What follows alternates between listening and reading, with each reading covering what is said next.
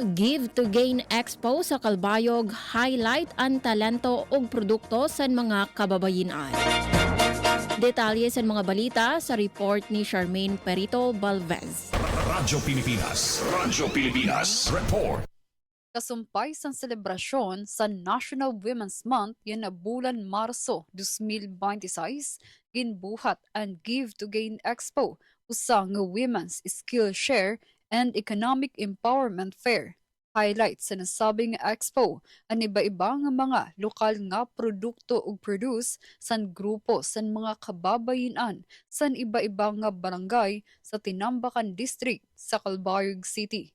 Naipakita sa ginbuhat nga expo ang talento ug kapas san mga kababayenan kadungan liwat ang paghatag sa era sin lugar nga ma-showcase ang era panginabuhian.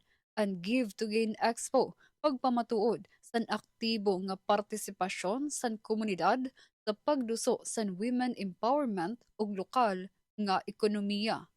Para sa Bagong Pilipinas, Charmaine Perito Balvez, Radyo Pilipinas, Radyo Publiko, Kalbayog.